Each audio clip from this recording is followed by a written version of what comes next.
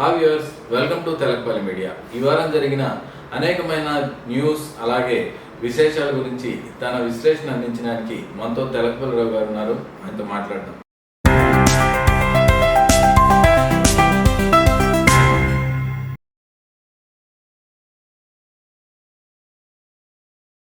రవి గారు, welcome sir. Hello sir, కాశ్మీర్లో పహల్గావ్లో జరిగిన ఉగ్రవాద దాడి దేశాన్నంతా కుదిపేసింది.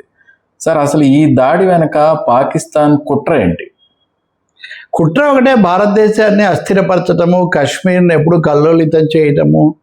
మూడవది తమ సొంత సంక్షోభాలు సమస్యల నుంచి దృష్టి మళ్లించటం.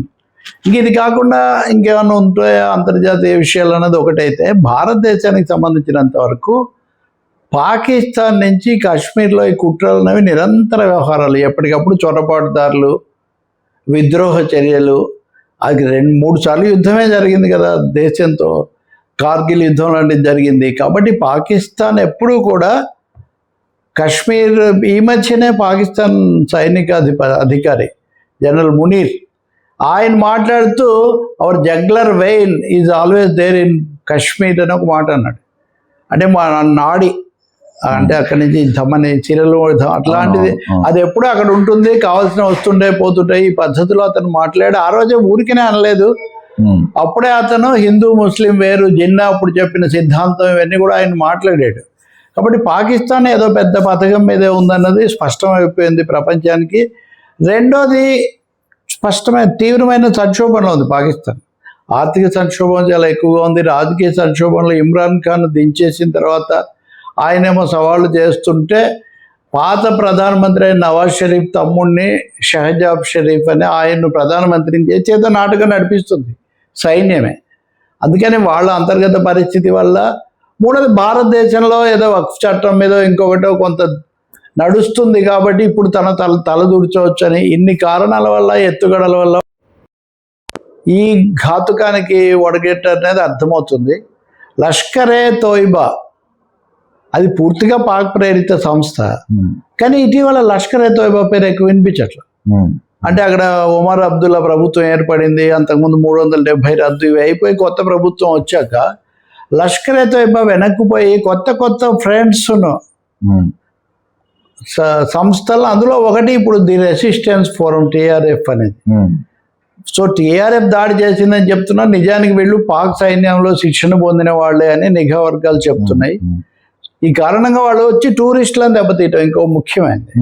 కాశ్మీర్లో ఎవరేం చెప్పినా, కేంద్రం తీసుకున్నా, ఏం చేసినా పరిశ్రమలు అవేమీ అభివృద్ధి చెందలేదు. ఇప్పటికీ అక్కడ పర్యాటక రంగమే ప్రధానమైన వనరు. కొంచెం పరిస్థితులు సాధారణమయ్యాయి, ఎన్నికలు జరిగాయి, ప్రభుత్వం వచ్చింది అంటే టూరిజం కొంచెం పుంజుకుంటుంది. అంటే అక్కడ సెటిల్ అవ్వకూడదు పరిస్థితులు, కరెక్ట్, లోకల్గా ఇన్కమ్ పెరగకూడదు, ఇలాంటి ఆలోచనలు ఉంటాయి. ఖచ్చితంగా కాశ్మీరీలు ఎప్పుడూ అలజడిలో, అభద్రతలో ఉంటేనే తమ కుట్రలు పారుతాయి. దానికోసం ఏదో ఒకటి చేయాలి. ఏం చేయాలంటే అందులో ఇప్పుడు ఈ పద్ధతి ఎంచుకున్నారు. మీరు చూడండి, వాళ్ళు చంపారు 28 మందిని, అందరూ బాధపడుతున్నారు. అందులో తెలుగు వాళ్ళు కూడా ఉన్నారు. అదే సమయంలో వాళ్ళ మతం ఏదో తెలుసుకొని చంపారు, బట్టలు ఇప్పించి చంపారు, ఇలాంటివన్నీ. అంటే ఏంటి అనమాట, మతపరమైన విభజన తేవటం. పాకిస్తాన్లో కంటే భారతదేశంలో ముస్లింలు ఎక్కువ ఉన్నారు నిజానికి. పాతేదో ముస్లిం దేశం అని అప్పుడు ఏర్పడింది తప్పితే, పాకిస్తాన్ కంటే ఇండియాలో ముస్లిమ్స్ ఎక్కువ. సో వీళ్ళలో ఒక భావం తేవటం, లేదా వీళ్ళ మీద హిందువుల్లో ఒక వ్యతిరేక భావం తేవటం వాళ్ళ ఎత్తుగడ. సో ఒక ఖచ్చితమైన స్క్రిప్ట్ ప్రకారమే ఈ వ్యవహారం అంతా జరిగింది. ఆ ఘాతుకం జరిగింది. టూరిజం మళ్ళీ కోలుకోకూడదు. ఇప్పుడు జూన్లో అమర్నాథ్ యాత్ర మొదలవుతుంది. ఇప్పుడు ఈ బైచరన్ వ్యాలీ లోయ అనేది ఈ పహలంలో, దాన్ని మినీ స్విట్జర్లాండ్ అంటారు, అంత పేరు పొందింది అది. కాబట్టి టూరిజం వెన్ను వెరచాలి, అది కథ. అందుకనే ఒక దుర్బుద్ధితో చేసిన పని. అంటే ఈ ఉగ్రదాడి వెనక ఓన్లీ పాకిస్తానేనా, లేకపోతే ఇంకెవరైనా ఇన్వాల్వ్మెంట్ ఉండే ఛాన్స్ ఉందా? 2 విషయాలు. కొంత బీజేపీ, మన సంఘ పరివార మనస్తత్వం ఇది ఉన్నవాళ్ళు, వాళ్ళు చైనా ఉంది అంటుంటారు. చైనా పాకిస్తాన్ స్నేహితులే, కానీ చైనా భారతదేశంతో ఎప్పుడు ఉంది ప్రత్యర్థిగా ఉన్నప్పటికీ బ్రిక్స్లో మనం కలిసి పనిచేస్తాం. బాధ్యతాయుతమైన రోగ్ స్టేట్ కాదు చైనా. అమెరికా అండదండలు పుష్కలంగా ఉన్నాయి పాకిస్తాన్. అదే ఆ సైన్యం ఎలా పాలిస్తుంది, ఇప్పుడు దాడికి ఉపయోగించిన ఆయుధాలు కూడా అమెరికా నుంచి వచ్చినవే. ఈ సమయంలో అమెరికా కోరుకుందా లేదా మనం చెప్పలేం, కానీ ఈరోజు ఒక పత్రికలో పెద్ద వ్యాసం కూడా రాశారు. పాకిస్తాన్ వదిలిపెట్టి అమెరికా ఇండియా దగ్గరికి వస్తుందని కొంతమంది అనుకుంటున్నారు. వాళ్ళు చెప్పినట్టు వినేది పాకిస్తాన్ సైనిక పాలకులే కాబట్టి వాళ్ళనే ఉంచుతారు. సో ట్రంప్ టారిఫ్ వారు కొంచెం కల్లోలము ఇదంతా వస్తున్నప్పుడు ఇండియా చైనా ఒకటైతే అమెరికా ఆటలు సాగవు, అది చాలాసార్లు మాట్లాడుకుంది.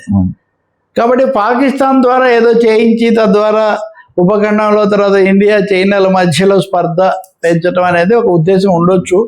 అది రాబోయే రోజుల్లో బయటపడుతుంది. కానీ అనడం మటుకు ఒకటే, ఎవరు నిన్న ఒక అతను మాట్లాడాడు, వాళ్ళ ఎక్స్ ఆర్మీ పెంటగాన్ అధికారి, ఏమని బిన్ లాడెన్ ఈ జనరల్ మునీర్ ఇద్దరు ఒకటే అని. అంటే ఎటు తిరిగి వాళ్ళు కూడా మళ్ళీ ఇది తిరిగే తీసుకొస్తారు. ఇంకొక సిద్ధాంతం ఏంటంటే 26/11 WTO టవర్స్ మీద దాడి జరిగినప్పుడు అందులో నిందితుడిగా ఉండి, మన భారతదేశంలో జరిగిన దీంట్లో కూడా నిందితుడిగా ఉన్న రాణా నేతన్ని ఈ మధ్యనే అమెరికా అప్పగించింది. రాణా సెకండ్, యాక్చువల్గా హడ్లీ అనేవాడు మెయిన్. కానీ రాణాను అప్పగించినప్పటి నుంచి కూడా పాకిస్తాన్ కావాలని ఇది చేస్తూ ఉంది. అండ్ ఫైనలీ అమెరికా ఉపాధ్యక్షుడు వాన్స్ ఇండియాలో ఉన్నాడు. ఇస్లామిక్ ప్రపంచంలో అత్యంత సంపన్నమైన సౌదీ అరేబియాకు మోదీ వెళ్ళారు.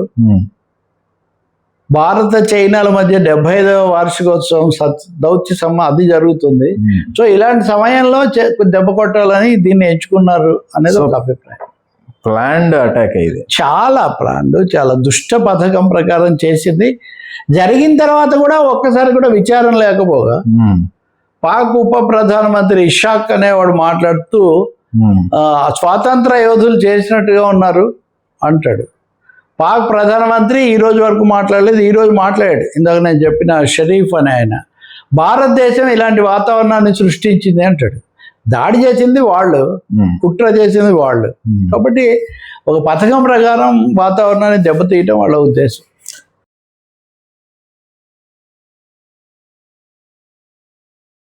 రైట్ సార్, ఇప్పుడు మోడీ గారు కానీ మిగతా మంత్రులు కానీ చాలా గట్టిగా స్పందించారు, రకరకాల వ్యాఖ్యలు చేశారు, మా ప్రతిస్పందన చూడబోతున్నారు అని.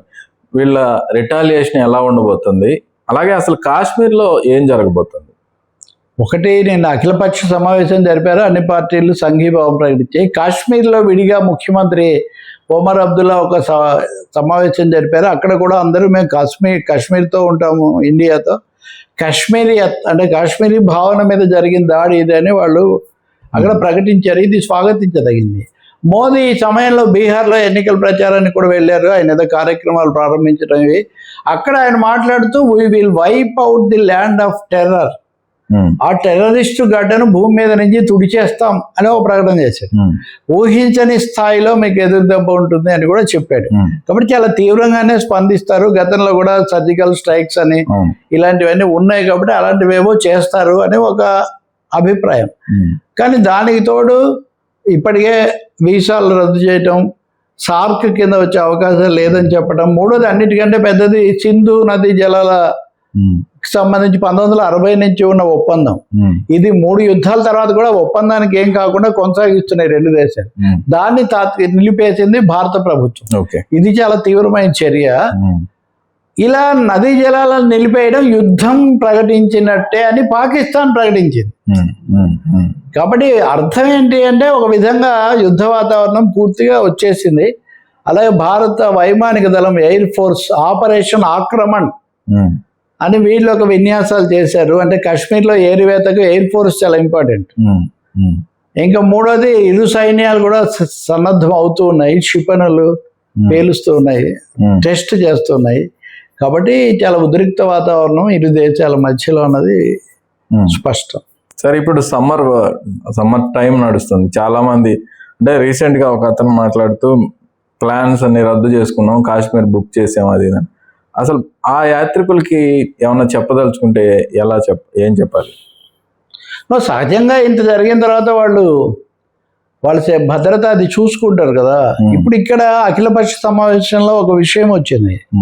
ఇప్పుడు ఆ వ్యాలీ బైచరన్ వ్యాలీ తెరుస్తున్నారు అనేది తెలీదు మాకు.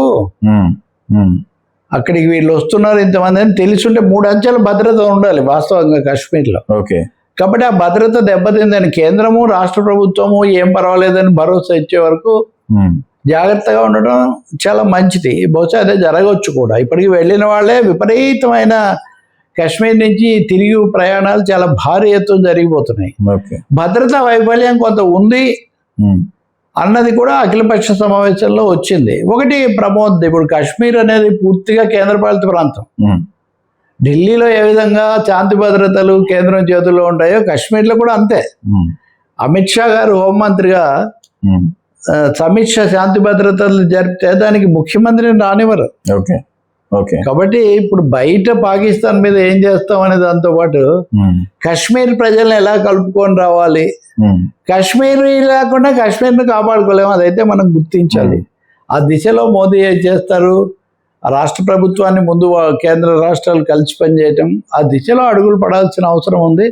మూడోది టూరిజం కూడా దెబ్బతింటే ఆ ప్రజలకు అసలు ఉపాధి ఉండదు. దాని గురించి కూడా మానవీయ కోణంలో మనం ఆలోచించాలి. మీరు గమనించండి, దాడి చేసిన టెర్రరిస్టులో ఒకటి పేరు ఆదిల్. దాడి చేస్తున్నప్పుడు అక్కడ పోనీ రైడర్స్, పోనీ గుర్రాలు నడిపే వాడి పేరు కూడా ఆదిలే. వాడు ప్రాణాలకు తెగించి వాళ్ళని కాపాడాడు. వాళ్ళ నాన్న చెప్తున్నాడు, I'm proud of my son. అతనంత ప్రాణాలు ఇచ్చాడు, నేను ఇంకా ఇదిగో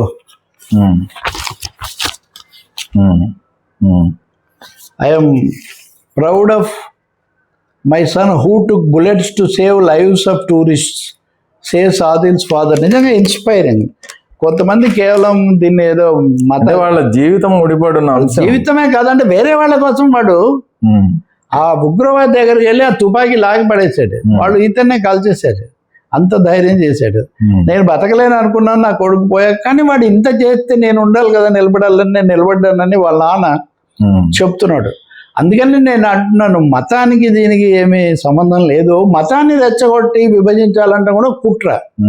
సో భారతదేశం అంతా ఒక తాటి మీద నిలబడి ఈ కుట్రను ఎదుర్కోవాల్సి ఉంటుంది. కాశ్మీర్ను కాపాడుకోవాలి, దేశాన్ని కాపాడుకోవాలి. Right sir.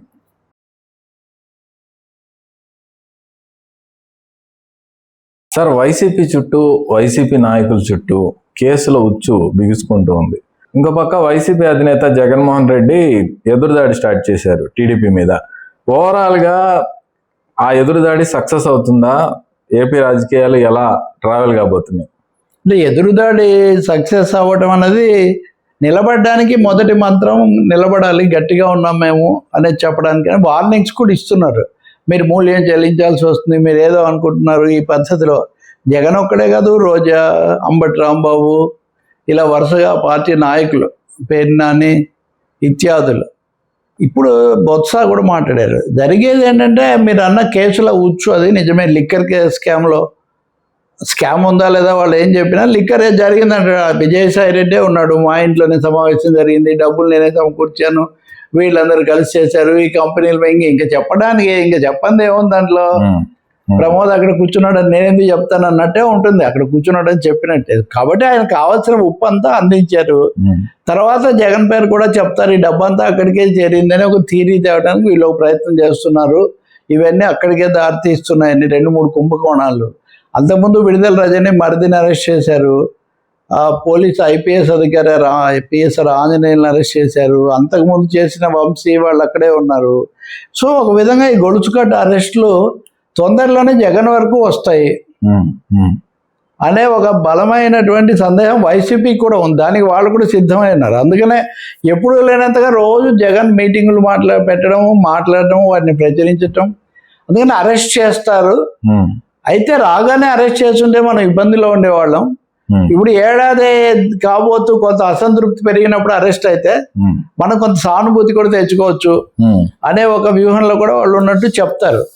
కానీ తప్పకుండా వైసీపీ రాజకీయంగా వాళ్ళు సిద్ధం అవుతున్నారు, జగన్ అరెస్ట్ చేస్తారు అని. వీళ్ళు ఎందుకు ఆలోచన చేశారని కూడా వైసీపీలో టీడీపీలో రెడ్ బుక్ అభిమానులు వాళ్ళు అంటున్నారు. అంటే మనం పక్కా ఆధారాలతో అరెస్ట్ చేయాలి. కేంద్రాన్ని ముందు అడిగారు, కేంద్రం ద్వారా చేద్దామని.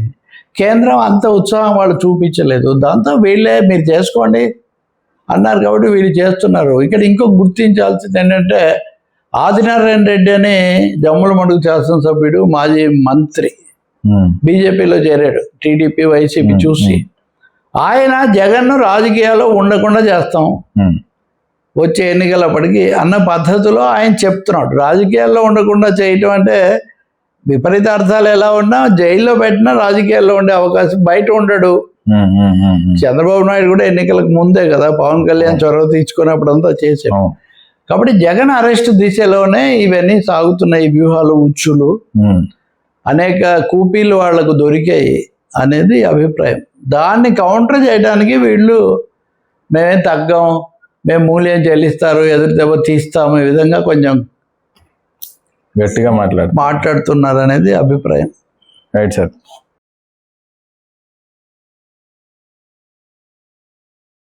Sir, state politics, Telangana state politics చూసినట్టయితే బీఆర్ఎస్ అంటే టీఆర్ఎస్ అనాలా మరి బీఆర్ఎస్ అనాలా, ఎందుకంటే సిల్వర్ జూబ్లీ కాబట్టి జరుపుకోబోతుంది. ఏముండబోతుంది సార్, ప్రణాళికలు ఏముండబోతున్నాయి, అలాగే వీళ్ళు ఎలాంటి కంటెంట్ని మనకు అందించబోతున్నారు? అంటే ఈ 25 years ఈవెంట్, దాని కంటెంట్ ఏంటని అంటే ముఖ్యమైనది కంటెంట్ ఒకటే, మేమే కంటెంట్.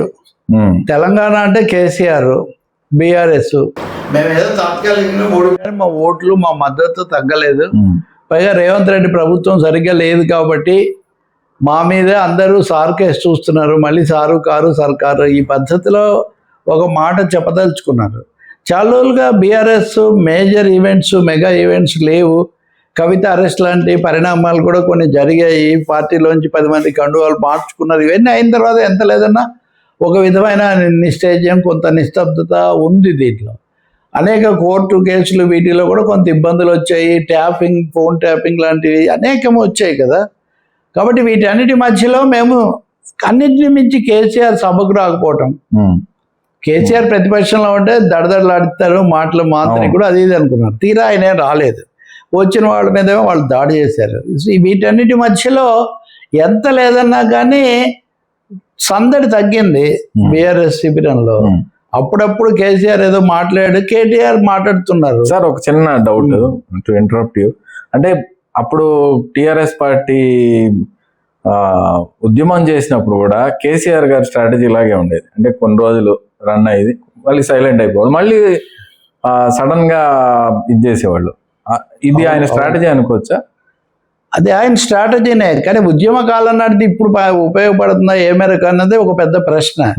ఎందుకంటే ఆయన ఇప్పుడు ఓడిపోయినా ముఖ్యమంత్రి అంతే కదా. అప్పుడేమో ఇంకా రాష్ట్రాన్ని సాధించాలి, చేయాలి, ఎంత కమిట్ కావాలి, ఏది ఎక్కడ ఆపాలి, ఇదంతా ఉండేది. ఉదాహరణగా ఉద్యమ నేత అయినప్పుడు ఉద్యమంలో కూడా చాలా పాయలు ఉన్నప్పటికీ అవన్నీ నా దగ్గర ఉన్నాయని ఒక భావన కలిగించడానికి కూడా ఆయన దీన్ని వాడాడు. ఆ రోజుల్లో కేటీఆర్ చెప్పారు నాకు, ఏదో చర్చకి వెళ్తే ఆ చర్చ లిఫ్ట్ లో దిగి వచ్చిన తర్వాత ఇంకా వెహికల్ కోసం వెయిట్ చేస్తున్నప్పుడు ఏమంటే, ఈ ప్రోగ్రామ్ అయిపోయింది కదా, నెక్స్ట్ ఏంటి, బస్ చేసుకొని పోదామని అందరు గొడవ చేస్తున్నారు. ఆయనేమో కేసీఆర్ గారు అలా కాదు, అంత హడావుడి ఉద్యమమా, ఇది మజాకనా, కొంచెం సమయం తీసుకోవాలి, ప్లాన్ నేను వేస్తా కదా అని చెప్తున్నాడు. సో తొందరపాటున ఆయన ఎప్పుడు అంత అప్రిషియేట్ చేయడం అప్పట్లో సంగతి చెప్తున్నాను నేను. కాబట్టి ఆయన ఇంకోటి, మనం టూ మెనీ కమిట్మెంట్స్ పెట్టుకోకూడదు అన్నది కూడా ఒక ఉద్దేశం. సో అందుకనే ఆయన ఓటమి తర్వాత అనుకోకుండా ఆయనకు దెబ్బ తగలటం, ఆ తర్వాత గ్యాప్ వచ్చింది. ఆ ఎర్రవల్లి తన వ్యవసాయ క్షేత్రం అప్పుడప్పుడు అడ్రస్ చేయటం తప్ప పెద్దగా ఏమీ చేయట్లేదు ఆయన. కాకపోతే కేటీఆర్ అప్పుడప్పుడు దూకుడుగా మాట్లాడుతున్నారు. హరీష్ రావు ఏమో ఢీ అంటే ఢీ అన్నారు. ఇవన్నీ అయిపోయాయి. నిజానికి ఈ ఘట్టంలో హరీష్ రావు పెద్దగా కనిపించట్లేదు. అంటే ఫుట్బాల్ టీమ్ లో అయితే ఎవరి పాత్ర వాళ్ళకు ఉన్నట్టు, something like that, centre forward, goal keeper లాగా. ఎస్, కొంతమంది స్టార్టింగ్ తీసుకుంటారు. ఇవన్నీ ఉంటాయి రన్ చేసేవాళ్ళు. కాబట్టి ప్రస్తుతానికి హరీష్ కు మరి అది ఎందువల్ల తెలియదు. ఎందుకంటే హరీష్ కేటీఆర్ ఈక్వేషన్ కూడా ఒకటి ఎప్పుడు బీఆర్ఎస్ లో నడుస్తుంటుంది కదా. వీటన్నిటిని కాదని కేసీఆర్ తాజాగా చెప్తున్నట్టు. ఈ మధ్య నేను మొన్న తిరగేస్తాను, మళ్ళీ ఏదో వ్యాస పరంపర రాస్తూ, శూన్యంలో నుంచి నేను సునామీ సృష్టించాను, KCR is the past present and future of Telangana అన్న లెవెల్లో ఆయన ఆ ఇంటర్వ్యూలో చెప్పారు. ఇది పార్లమెంట్ ఎన్నికల ముందు. అంటే అక్కడ కూడా వాళ్ళు దెబ్బతిన్నారు. ఇప్పుడు ఆయన రేపు ఎల్కుర్తిలో జరిగే సభలో ఏం పిలిపిస్తారు, కార్యాచరణకు పిలిపిస్తారా, మళ్ళీ కొంత గ్యాప్ తీసుకుంటారా, బీజేపీ పట్ల ఎలా ఉంటుంది, బీజేపీ కాంగ్రెస్ 2 ఒకటే అనే మాట చెప్తున్నారు. సో వాళ్ళ పార్టీని ఏకం చేసుకోవడం అతి ముఖ్యమైనది. చైతన్యం తెచ్చుకోవడం రెండోది. మూడోది ప్రత్యర్థుల మీద దాడి చేయటం. నాలుగోది కేసీఆర్ వ్యక్తిగత పాత్ర ప్రత్యక్షంగా క్రియాశీలంగా ఉండబోతుందా, లేదా తెర వెనకే ఉండి ఇంకా కొంతకాలం ఎన్నికల ప్రచారం వరకు ఇలాగే చేస్తారా? ఇవన్నీ మనకు రేపు సభతో స్పష్టమవుతాయి. కానీ దీని నుంచి కొంచెం నిద్రావస్థలోనో లేకపోతే కొంచెం స్తబ్ద అవస్థ నుంచి క్రియాశీలతలోకి అయితే ప్రవేశిస్తుంది ఆ పార్టీ. Right sir. కేటీఆర్ గారు ఎలా రేపు ముందుకు రాబోతున్నారు? అదే ఆ సభలో కేసీఆర్ చెప్పేదాన్ని బట్టి కేటీఆర్ ఒక మాట అన్నారు. ఇప్పుడు ఇంటర్వ్యూస్ ఇస్తున్నారు ఆయన వరుసగా అందరికీ. చంద్రబాబు లేదా ఇలాంటి మాటలన్నీ వచ్చినప్పుడు ఆయన నేను వచ్చే జనరేషన్ రాజకీయ నాయకుడిని ఒక మాట అన్నాడు. నేను ఇప్పటి నుంచి ఇంకొక 25 ఏళ్ల పాటు నేను నాయకత్వం వహించాల్సి ఉంది. అంటే రాబోయే 25 ఏళ్లకు కేటీఆర్ నాయకుడు అన్నది దాదాపు పరోక్షంగా మనకు దాంట్లో అర్థమవుతుంది. వర్కింగ్ ప్రెసిడెంట్ ఆల్రెడీ ఆయన ఆ పార్టీకి 2వ స్థానంలో ఆయన పెట్టారు. ఆయన ముఖ్యమంత్రి అయితే కూడా నేను ఒప్పుకుంటున్నాను ఇతరులతో కూడా చెప్పించారు. కాబట్టి ఇప్పుడు ఎన్నికలు ఎప్పుడు వస్తాయనేది ఒక ప్రశ్న. నిజానికి దేశంలో కూడా ఇందాక చర్చ, అది వేరే టాపిక్. నిజానికి చాలాసార్లు ఎన్నికలు యుద్ధం కలిసి వచ్చాయి.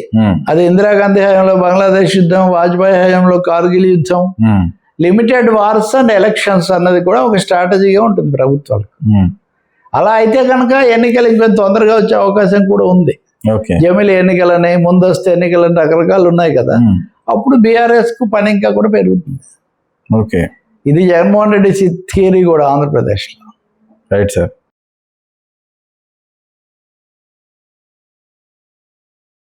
సార్, కేసుల విషయంలోనే ఇంకో అంశం ఏంటంటే ఐఏఎస్ ఐపీఎస్ల మీద వరుసగా కేసులు పెరిగిపోతున్నాయి. అలాగే కేసులు పెట్టండి అని కూడా కోర్టులు చెప్తున్నాయి. ఇప్పుడు ఓవరాల్గా అసలు అంటే గతంలో ఐఏఎస్ ఐపీఎస్ల విధి విధానాల్లో ఇప్పుడు ఏం చేంజెస్ వచ్చాయి? అంటే పొలిటికల్ ఇన్ఫ్లుయెన్సెస్ మారాయా? అంటే రాజకీయ వ్యవస్థలో లేకపోతే ప్రభుత్వాల తీరులో పెద్ద మార్పు ఏం రాలేదు. కానీ ఐఏఎస్లో ఐపీఎస్ల ప్రొఫైల్లో మటుకు మార్పు ఖచ్చితంగా వచ్చింది అనిపిస్తుంది. వాళ్ళని పెట్టడము. ఇప్పుడు ఉదాహరణగా ఆంధ్రప్రదేశ్ రెడ్ బుక్ అని అంతకుముందు చంద్రబాబు, మళ్ళీ ఇప్పుడు జగన్, మళ్ళీ అంతకుముందు జగన్, ప్రతిసారి మీరు ఏమనుకుంటున్నారో మేమే అధికారంలోకి వస్తాం, మీ సంగతి చూస్తాం, అది ఇదని హెచ్చరించడం, ఆ పేర్లు రాసుకోవడానికి రెడ్ బుక్ పెట్టడం, రెడ్ బుక్ లో ఉన్న పేర్ల వాళ్ళని వరుసగా అరెస్ట్ చేయడం. ఇప్పుడు చూస్తే ఐపీఎస్ ఇప్పుడు సునీల్ కుమార్ సస్పెన్షన్ లో ఉన్నాడు, పిఎస్ఆర్ ఆంజనేయులు అరెస్ట్ అయి ఉన్నాడు, విశాల్ గున్నిని అంతకుముందు ఇంకేదో చేశారు. ఇట్లాంటివి మీరు తెలంగాణకు వస్తే కనుక ఫోన్ ట్యాపింగ్ కేసుల్లో ఐపీఎస్ ఆఫీసర్లు చాలా మంది మీద చర్యలు, అలాగే ఇప్పుడు మేడిగడ్డ ఇంకోటి తీసుకున్నా అక్కడ అనేక మందిని పిలిచి విచారించడాలు, ఇలాంటివి జరుగుతున్నాయి. ఆ సర్కిల్స్తో మాట్లాడినప్పుడు వాళ్ళు చెప్పేది ఏంటంటే అవసరాన్ని మించి కొంతమంది అధికారులు వాళ్ళని పూసుకోవడం వల్ల, లేదా తాము వ్యక్తిగతంగా ఆరోపణలు కొని తెచ్చుకోవడం వల్ల కొంత దీనికి ఉన్నటువంటి ప్రభ అది కొంచెం మసకబారుతూ ఉంది. ఎప్పుడు కొద్ది గొప్ప చిన్న పెద్ద తప్పులు ఉండొచ్చు, కానీ ఇప్పుడు మరీ ఎక్కువగా పూసుకొని వీళ్ళే ఎక్కువ, వాళ్ళు ఒకటే అంటే వీళ్ళు 10 అని సలహాలు ఇచ్చి దాంట్లో తాము కూడా చిక్కుకుపోతున్నారు. ప్రజాస్వామ్యంలో ప్రభుత్వాలు మారుతాయి, అడ్మినిస్ట్రేషన్ మారుతుంది, అంతేగాని ఏదో ఒకరికే ఇంకోటి. అందుకోసమే మీరు మొన్న ఒక ఐఏఎస్ నేను ఇంటర్వ్యూ చేస్తుంటే చెప్తున్నారు, డజన్ల మందిని పదవీ కాలం అయిపోయినా కానీ సలహాదారులుగా ఎందుకు కొనసాగిస్తారు? రేవంత్ రెడ్డి ప్రభుత్వమే ఉదాహరణకు 100 మందిని మొన్న ఇలా కొనసాగుతున్న వాళ్ళని తగ్గించింది. వాళ్ళకు ఏదో ప్రత్యేకమైన అనుబంధమో సంబంధమో ఉండకపోతే చెయ్యరు కదా అని. ఇవన్నీ కొంచెం అవాంఛనీయమైన పద్ధతులు. అలాగే ప్రైవేట్ శక్తుల యొక్క ప్రభావం, కార్పొరేట్ల ప్రభావం కూడా పడి ఇలాంటి వాటికి దారితీస్తుందని. ఇంకా మీరు అడిగింది చివరిది న్యాయస్థానం నిన్న భూదాన్, తెలంగాణలో భూదాన్ ల్యాండ్ అని ఉంది కదా, ఈ భూదాన్ భూములకు సంబంధించి రకరకాల వివాదాలు ఇవి నడుస్తుంటే భూదాన్ భూములు ఎవరు కొనకూడదు, అవి దున్నుకోవడానికే ఇచ్చారని. అప్పుడు ఏదో దానికి వేరే చరిత్ర. కమ్యూనిస్టులు తెలంగాణ పోరాటం చేస్తుంటే సాయుధ పోరాటం కదా, మేము దానంతో భూమి ఇప్పిస్తాము అని వినోబా భావే ఇవి ఎప్పుడు ఇప్పించారు? 70 ఏళ్ల కిందట. ఇప్పటికి కూడా వాళ్ళ చేతుల్లో లేవని మనకు దీన్ని బట్టి తెలుస్తుంది. ఐఏఎస్ ఆఫీసర్లు ఈ భూములు కొన్నారు. మిగతా వాళ్ళు కొంటే ఒక విధానము, మీకు తెలుసు అది నిబంధనలు తెలుసు, కొనకూడదని తెలుసు, కాబట్టి వీళ్ళందరి మీద కేసు పెట్టండి అని హైకోర్టు ఆదేశాలు ఇచ్చింది. మిగిలిన కేసులు అంటే ఏదో రాజకీయం అనుకోవచ్చు. కాబట్టి ఐఏఎస్ ఆఫీసర్ల యొక్క ఐపీఎస్లు అనేక చోట్ల ఈ వివాదాల్లో చిక్కుకుపోవటము, ఆరోపణలకు గురి కావటం అన్నది అన్న కొంచెం అవాంఛనీయంగా మారుతుంది. అందులో ఏమి దీన్ని అందులో హానెస్ట్ ఆఫీసర్లు కొంత ఇబ్బంది పడుతున్నారు. Right sir.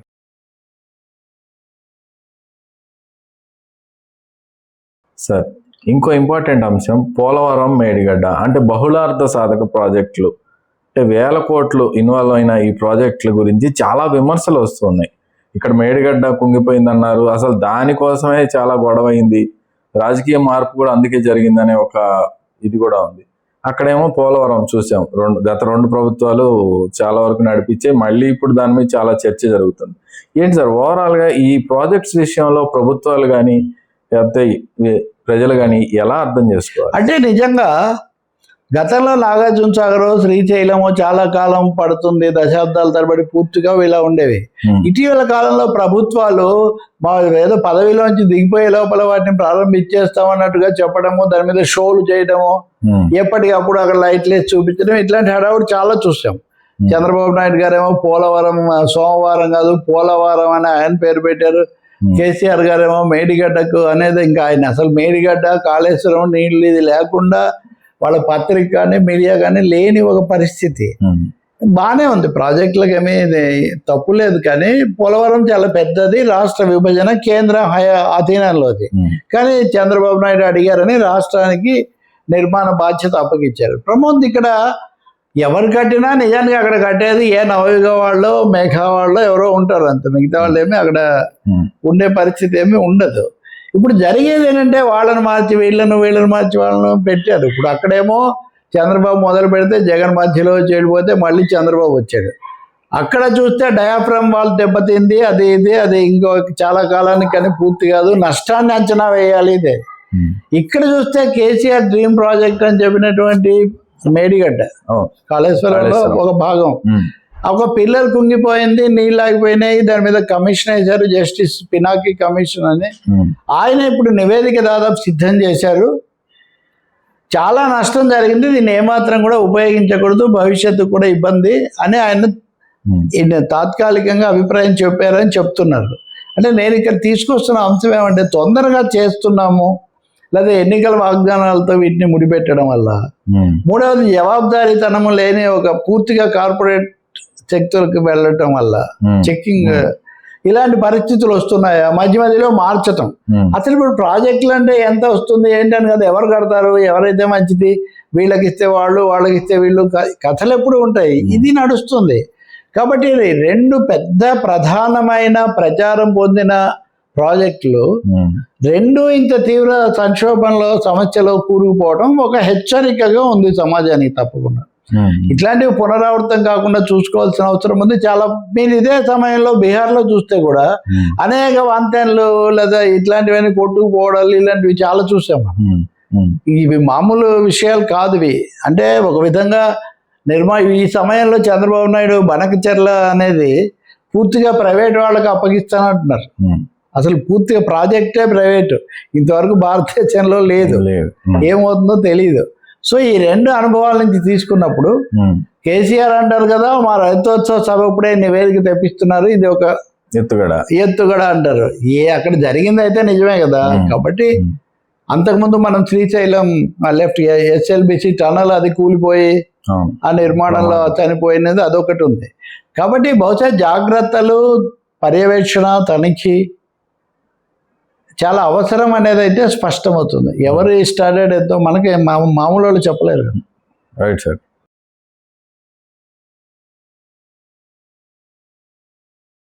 రవి సార్, గత వారం కూడా మనం చర్చించాం సుప్రీంకోర్టు మీద ఉపరాష్ట్రపతి దాడి, అంటే ఎందుకు చేస్తున్నారు ఇలా మాట్లాడాం. కానీ ఆయన వెనక్కి తీసుకోకపోగా ఇంకా కంటిన్యూ చేస్తూనే ఉన్నారు. ఇది ఎక్కడ కావుతుంది?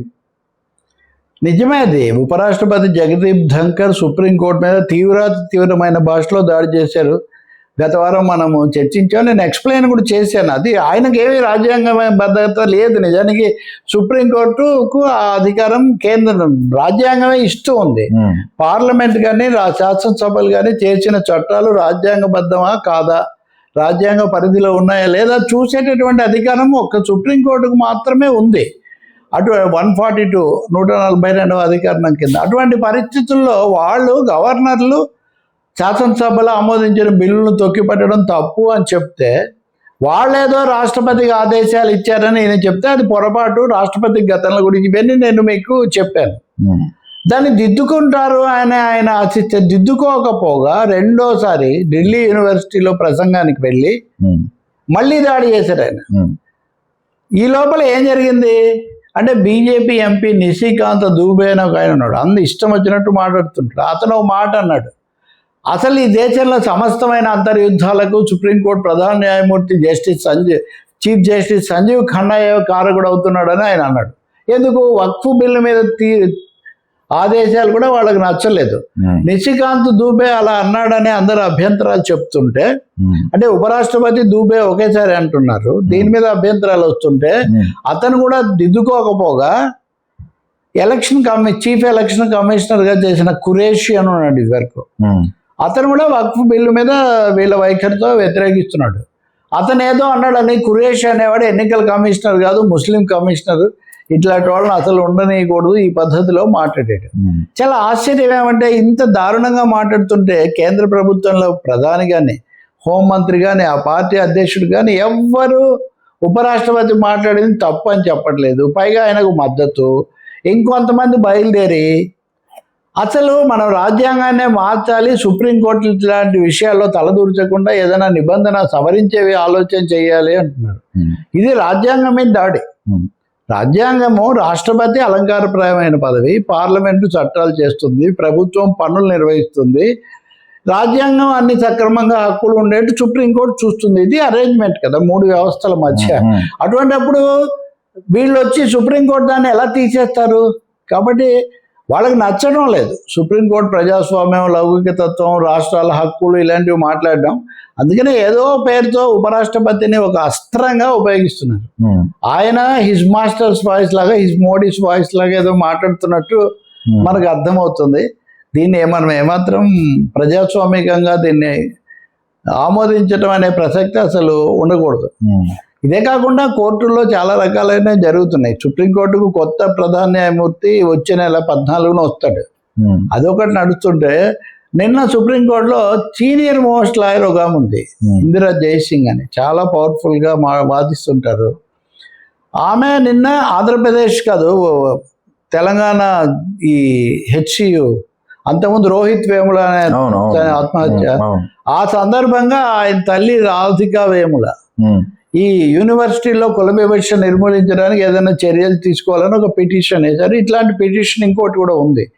దీని మీద ఏదో మాట్లాడుతుంటే ఆమె సోలిసిటర్ జనరల్గా ఉన్నటువంటి తుషార్ మెహతా, అంటే కేంద్ర ప్రభుత్వ న్యాయవాది, ఆయన వైఖరి అది మహిళలను కూడా కించపరిచేట్టుగా ఉందని మీరు ఆమె గట్టిగా మాట్లాడట, ఇది బాగాలేదని, మీరు మాట్లాడండి అని జస్టిస్ చెప్తే ఆమె ఆపితే నేను మాట్లాడతాను అన్నాడంట. ఆమె చాలా ఫైర్ అయిపోయారు. ఈ ఆయన ఇదంతా ఏంటి అంటే, నిజంగా ఆమె ఒక అభ్యంతరం, చాలా super senior advocate, is an advocate కదా, అందులో మళ్ళీ ఇంకా సీనియర్ షీ ఏంటి అంటే ఆమెకు పరాబ్ది మూమెంట్లో ఆమెకు అంత ఆగ్రహం వచ్చింది. సుప్రీంకోర్టు మొత్తానికి ఇటీవల కాలంలో చాలా మానవ హక్కులకు, రాజ్యాంగ నిబంధనలకు సంబంధించి చాలా కీలకమైన వాదనలకు, నిర్ణయాలకు వేదిక అవుతుంది. అది ఆహ్వానించదగిన విషయం. Right sir.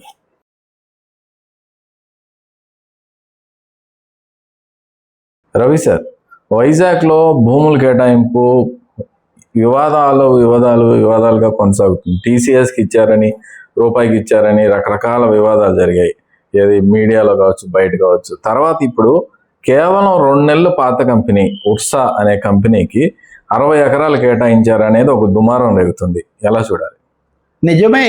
ఇది ప్రధానంగా మన మీడియా కోణంలో కూడా చూడొచ్చు.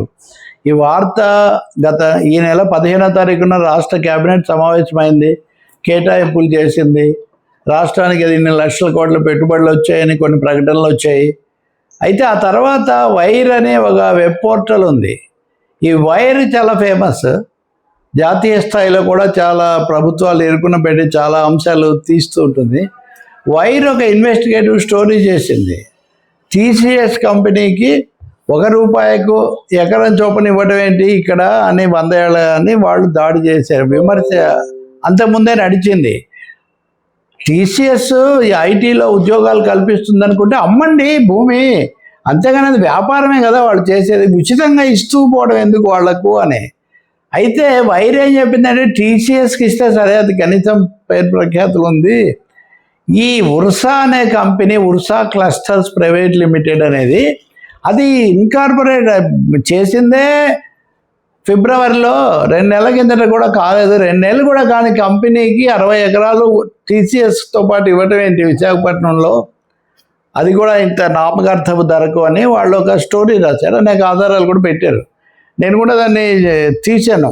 మీరు భారత ప్రభుత్వం యొక్క రిజిస్టర్ ఆఫ్ కంపెనీస్ దాని దగ్గరికి వెళ్తే దాంట్లో కూడా ఈ కంపెనీని ఫిబ్రవరిలోనే ఫ్లోట్ చేసినట్టుగా అది స్పష్టంగా చెప్తూ ఉంది. ఓకే, అది చెప్పడమే కాకుండా